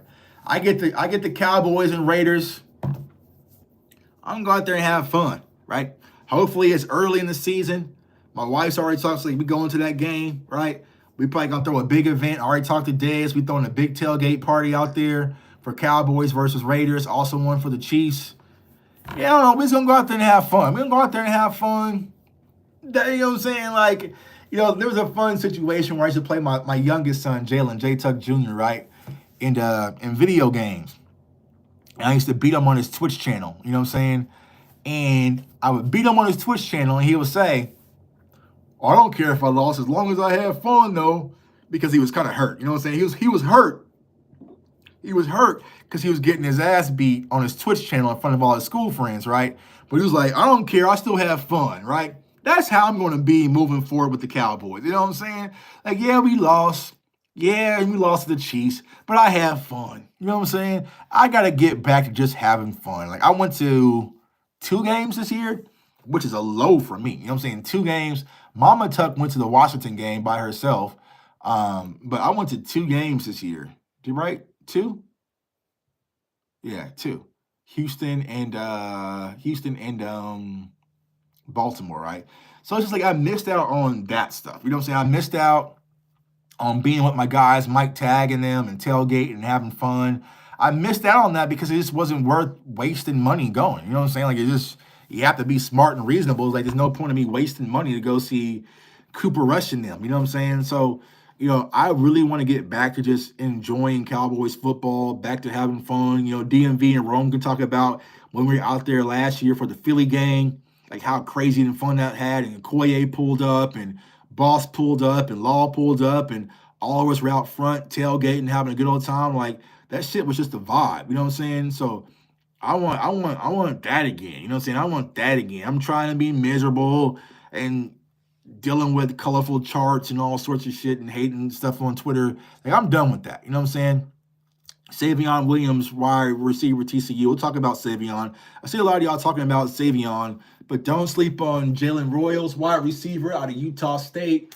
Don't sleep on my guy Jalen Noel out of Iowa State. There's some receivers, and it's kind of sneaky. Kobe Hudson out of UCF. Uh, Horton out of Colorado. He's coming off an injury though, right? But he kind of has like Michael Gallup feel to me. So yeah, we'll get to wide receiver, but I will go ahead and take one in the first 2 rounds. However, been to the Cowboys Chiefs game. Yeah, I've been to a lot of them, right? So I was at the last one when we played in Arrowhead and CeeDee Lamb got the concussion. And I was at the other one. What was the one before that, right? I was at the sack racing one where Tyreek Hill did the sack race, right? I was at that one. The Cowboys won that game, I think, right? I was at that one. I was at the Miles Austin one, right? The overtime victory. I was at the Dez, dropped it in the sun one. So I've been to like four or five Cowboys Chiefs games. Yeah, they're fun. Like Cowboys and Chiefs games are like it's like a cousin rivalry. Now this year it'll be different because it'll be Pat Mahomes return to Dallas, and I'm telling y'all that game's going to be crazy. Like I already got like the Chiefs are pretty much like gearing up for the Super Bowl, but I already have friends telling me like, "Yo, Tuck, when you pull up to Texas for that game, like we got to go crazy." You know what I'm saying? So they already ready. You know what I'm saying? Because they coming to AT&T Stadium with Pat Mahomes first time in Dallas, so it's going to be crazy, right? So the games are fun. It's more like a cousin type of thing. It's not like rah, rah, rah, rah, you know what I'm saying? Like hatred. It's like, yo, like, it's all my people. You know what I'm saying? So it's like we have a good old time. Last time we went, my good friend went to Dallas with me, and we went out the night before. And man, he got so tore up and twisted. He was out of it. He couldn't even focus on the game, man. He was just done, right? And I tell like a lot of people, man, a lot of people don't know how to pace yourselves. You know what I'm saying? Like they get out the house, they get ready for the game, and they go crazy. They go crazy at the tailgate. Like I had so many friends that are like, yo, Tuck, I'm coming to the tailgate, bro. I'm coming to the tailgate. I'm gonna pull up. We're gonna go crazy, right? But like, okay, cool. Well, the game is not till Sunday night, bro. Normally I go to tailgate and get to my tailgate spot around like 9:30, maybe like a 10:30, 11-ish, right? So I have friends that get to the tailgate, and as soon as they're like, oh, let's take shots. Let's take shots. Oh, let's drink tequila. I'm like, bro, it's 11 o'clock in the morning. We don't play till Sunday night. Like, we don't play till night. It's 7 o'clock. We have the night game. Pace yourself, man.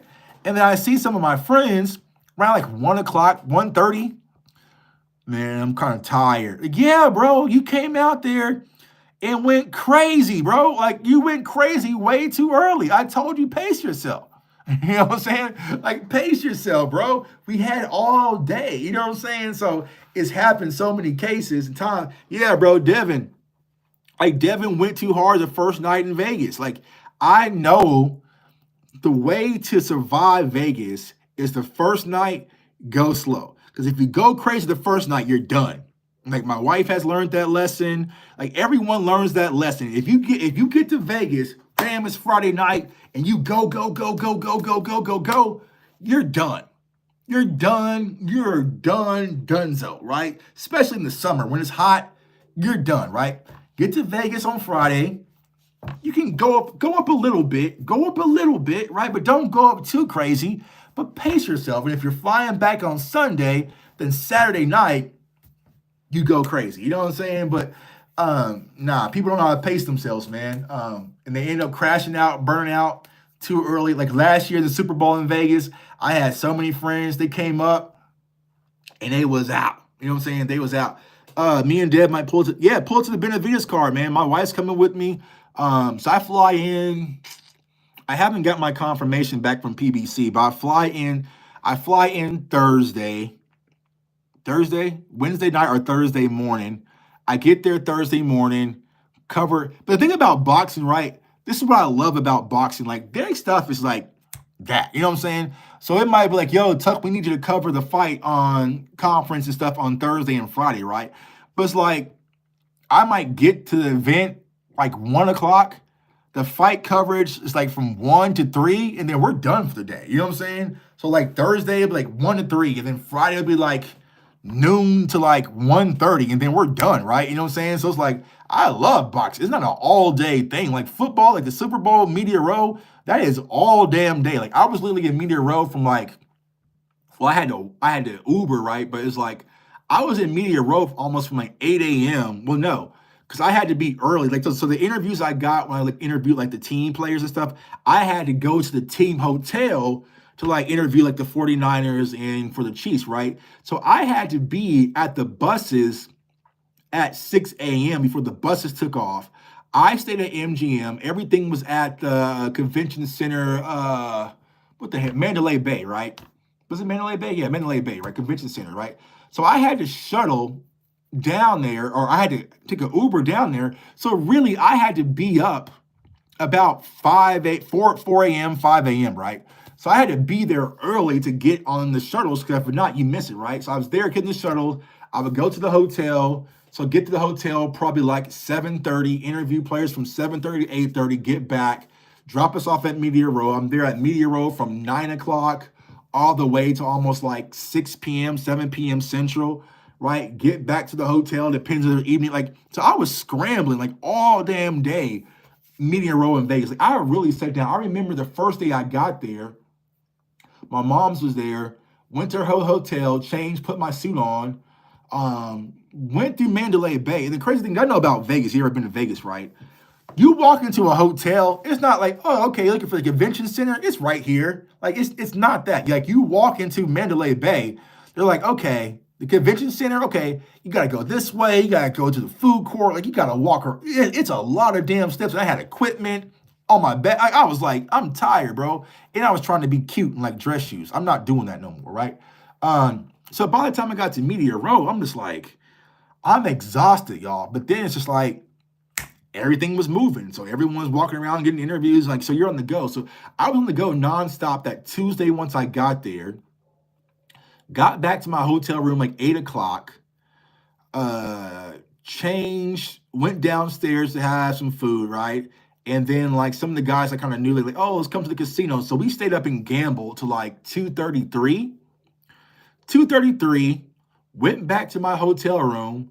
I slept for like 45 minutes, woke up, got showered, got dressed, hit the Uber, and was right back to work. You know what I'm saying? So that Saturday of Media Row, like I was done. Like I just like the Saturday I stayed in my room. I didn't leave my room. I just stayed in my room, watched some college basketball, ate some wings, and I stayed off my feet. You know what I'm saying?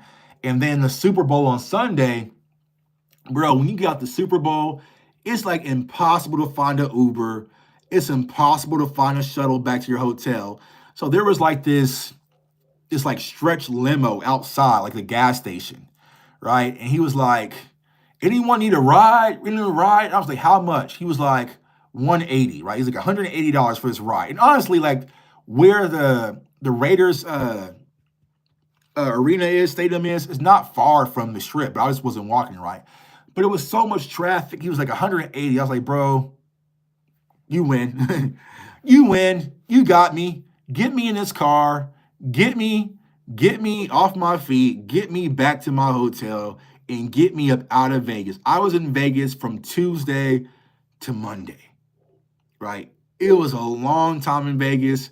And now it's going to be in New Orleans. I know New Orleans is going to be even worse because Dez has a crazy, like Dez's sleep schedule is probably off. Like Dez is probably waking up like just right about now. You know what I'm saying? So he likes to stay up all night and, you know what I'm saying, and talk and duh. And I like to get up early, right? So I know the Super Bowl is going to be a sprint, right? So that's why I got to get in shape, get my miles in, and get ready to be able to hang out with all these people in New Orleans. But yeah, drinking, man. I am trying. I'm going to try. I am trying for New Year's to give up drinking all, like give it up all, right? And it's not like I have a problem or anything, but it's just like I think I'm kind of past it a little bit. You know what I'm saying? It's like I don't like being sluggish. You know, I don't like being unaware or incoherent anymore like that. So I think I'm gonna give up drinking for this year. We'll see how long it lasts, right? I have a toast of wine or something like that, but just water, agua. You know what I'm saying? Water. The hard part is like socially when you don't drink. So I've been drinking like Shirley Temples and shit. You know what I'm saying? Like, because it's hard. Like, when we went to New York, Dez had these things called Planet Earth, and it's like these big old wine glasses, right? And it's like this punch, and they were good as hell. You know what I'm saying? So we're all celebrating and drinking and chilling, but they're like good. And these are like super. These are like $40 drinks, like a glass. You know what I'm saying? So they're coming in rotation. So it's hard to say no, right? And then we went to this fancy restaurant where we met with fanatics, and they were all drinking top shelf and 1942, and there's Jalen Rose and all sorts of stuff, right? So it's hard to say no to Mike Rubin and Jalen Rose that they're offering you a drink, right? So it's those kind of things that kind of like, all right, bro, I got to kind of fold. Professor on the building, what's going on with you, bro? The older you get, it's not that important to me. Yeah, it's really not that important. Like I said, it's just hard, right? Because last time, and DMV knows who this is, right? The last time, because I was doing my 75 hard, which I'm starting again, I had to start over, right? But the 75 hard, I wasn't drinking, right? So I went to Vegas and I wasn't drinking. I had a good old time and I was coherent because when I'm not drinking and stuff, I'm just working. I'm just locked in, right? And then I'm sitting down in the sports book, and that's when I met the chairman and the president of the WBO, the World Boxing Organization. So I met him, talked to him a little bit, great guy. And so I was like, yeah, I mean, well, nice meeting you. He's like, well, why don't you come up, right? So he invited me up to a suite in MGM where all the boxing like royalty was there. So it was like Leonard Ellaby was up there, Usyk, him and his whole team was up there. So like all these boxing names were like up there, right? You know what I'm saying? So it's like I'm talking to Leonard Ellaby, I'm having conversation, he's like, oh yeah, let's just have a quick drink. And then so he pours me a drink, you know what I'm saying? And it's like, it's Leonard Ellaby. Like for you guys don't know, like Leonard Ellaby is like the guy behind Mayweather Promotions. Like he's the money guy behind, well, he was the money guy behind Money Mayweather. You see what I'm saying? So it was like, I'm up here toasting with like Leonard Ellaby and Usyk and, the heavyweight champion of the world, you know what I'm saying? So it's hard to be like, I'll just have a water. Do you have a Shirley Temple, But yes, sis, just say no, right? Just say no. I can just say no. But it's hard, you know what I'm saying? It's hard to be in these situations with some of these figures and say no. But, I study a lot of greats, whether that's, Muhammad Ali, Michael Jordan, Floyd Mayweather, Kobe Bryant. I read 50 Cent's book a lot. My mentor, Brendan Carter, like a lot of the people who I kind of like study, right? They don't drink. Like my mentor, Brendan Carter, like he doesn't drink at all. You see what I'm saying? So it can be done. It's just hard. It's going to be adjustment, right? It's how do you, and Rowdy drinks for real. You know what I'm saying? But how do you go to a club in Miami and it's jumping and everybody's in there who's in there and you have bottle service? You know what I'm saying? You can't get bottle service of water because, like, if you guys never done it before, when you go to bottle service, right, Miami, right? So boom, we had a table and we had to spend. My wife's upstairs, but we had to spend $15,000. We had to spend $15,000 for our table, right? You know what I'm saying? So we had to spend that amount of much. You can't buy $15,000 worth of bottled waters. You know what I'm saying? Like you can't buy $15,000 of fruit punch or Sprite. You see what I'm saying? Like, so it's hard. So it's like, if I'm in the club in Miami and we have to spend $15,000 at our table, we are flying bottles in like crazy. So it's Ciroc, it's Patron, it's all sorts of top shelf alcohol being flown in to cover that tab. And you got to make it work. You know what I'm saying? Now, maybe I'll get to a situation in life where I can pay $15,000 for a table. And if I only drink about $1,000 worth of bottled waters and Sprite, I feel like it's no big deal. But for me, I was trying to get every dollar, every drip. You know what I'm saying? I'm trying to get dollar, every drip. You know what I'm saying? To make sure it was worth. You know, Sadiq, you better not tell. You better not tell. It was my best friend's bachelor party. You know what I'm saying? So we had to go out crazy for him. You know what I'm saying? But it's like, yeah. So it's like, yeah, how do you do that and spend it on bottled waters? You know what I'm saying? Like, it's just like, ah. Sometimes you have to make a choice to stay away from the club for the betterment of your life, man. Yeah, man, I don't club much. I know I sound like I'm gonna throw $3,000 of people's money in the club. I don't go to the club much at all. I'm not a club goer. I'm a homebody. When I was younger, I used to be in the club a lot, but there's not much a club can offer me. The only time I go to clubs is when I'm out of town and I'm with people who want experience. You know what I'm saying? So if I go to Vegas, like when me and DMV went, right, and I had my brother with me, well, my brother doesn't get to experience things like I did do. So yeah, we're going crazy with my brother. You know what I'm saying? My best friend, he doesn't get to travel a lot because he has, kids and a wife and everything that kind of keeps him in the house. So when we get out, I want to show him what it's really like. You know what I'm saying? So I'll do that, right? But DMV will tell you, bro, we went to Vegas, we went out, we partied, but when I was done, I'm done. You know what I'm saying? Like I'm done. You know what I'm saying? So, it's one of those things you gotta know how to pace yourself. I'm a snitch. Nah, Sadiq, don't make me block you, sis. Hey, we don't snipe Sadiq and get her up out of here. You know what I'm saying? But yeah, it's always good to have a good time. But honestly, my wife, she gets to enjoy things too. You know what I'm saying? She gets to enjoy things too. She got to go to Aruba for a week and a half. Y'all remember that when I was out in Aruba? So it wasn't like she don't get to party. You know what I'm saying? She gets to celebrate. You know what I'm saying? She gets her fair share of it too. You know what I'm saying? Oh, you're in trouble. Yeah, I don't know. So she gets to share it too. But that's what it's all about, man. So it's all about working hard, enjoying life, and having a good time. You know what I'm saying? Having a good time and enjoying the fruits of your labors, man. So I appreciate y'all for tuning in. Shit, we've been talking for an hour and a half once again, man. Like I said, I love talking to y'all. Don't worry about me, y'all. Don't worry about me. I am okay. I see the hate. I see what's coming my way. I am perfectly fine. It does not bother me. Y'all see me, I'm smiling. I'm happy.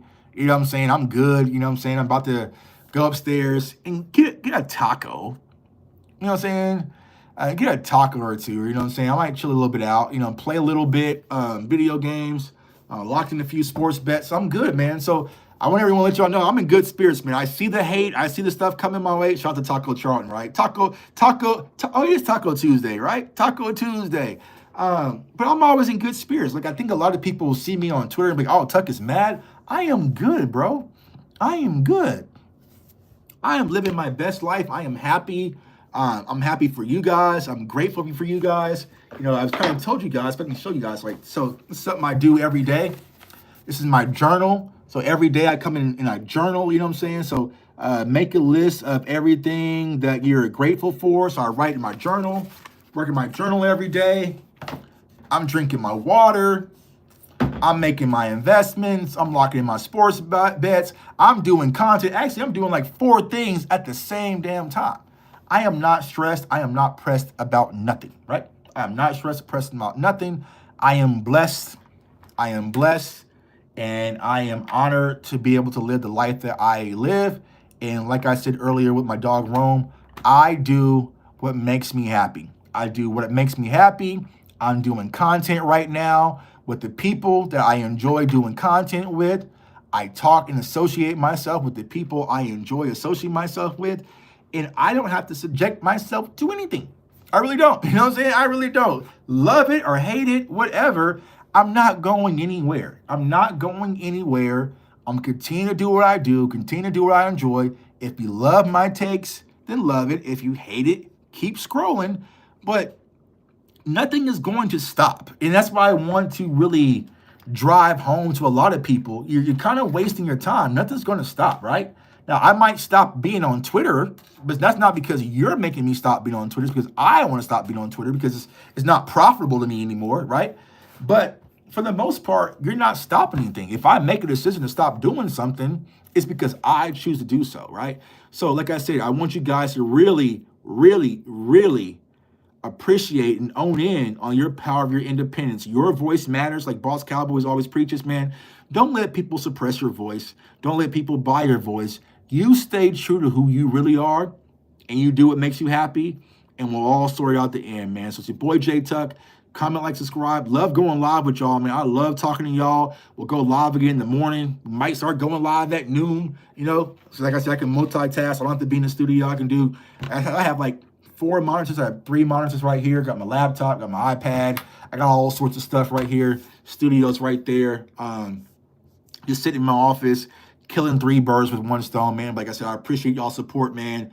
Thank y'all for riding with me, and we're not stopping. Can't stop, won't stop. You know what I'm saying? Like we won't, and we don't have to subject ourselves to the hate and make everyone comfortable. We're gonna do what got us here, and that's about it, man. Like you said, yeah, do what makes you happy, and the hell with anyone else. Exactly. Yeah.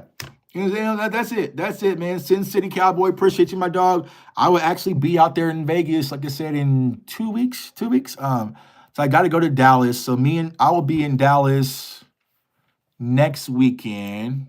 Count is full. So I got to go to Dallas next weekend. Me and Des are doing a live show, Dallas Friday through Sunday. So we'll be doing that. Then that oh shit. And then no, I think I told my wife the wrong weekend. So yeah, I'll be there. Yeah, so 17th through 19th in Dallas, and then we'll turn around the following week, fly out to Vegas, and then we'll be out to the Super Bowl, man. So big things popping, little shit stopping, bro. We gonna continue to move, make things happen, man. But like I said, go for y'all dreams, go for y'all goals. Don't let nobody try to talk you out of what you're trying to accomplish in life. Let's go forward. And if I can help you guys, y'all know I got your back to the fullest. I got y'all support. So let me know. Reach out to me. I am reachable. As arrogant and an egomaniac and as Hollywood as I am, you can reach me. A lot of y'all even have my phone number directly and all sorts of shit, right? So I'm not hard to find, right? So if y'all have any questions, feel free to reach out to me. Like I said, we'll go live tomorrow. More draft content on the way. More interviews coming the way. All that fun stuff, we hear, man. So CFO gang, when everyone stay safe, stay blessed. We're not moving to Dallas. It looks like we're gonna happen pretty much sooner than later. You know what I'm saying? The missus is starting to budge a little bit, man. She's starting to budge a little bit. So we'll see if that happens, man. I live here and you be here more than me. I love Vegas, man. I was at Vegas every month last year, but twice, right?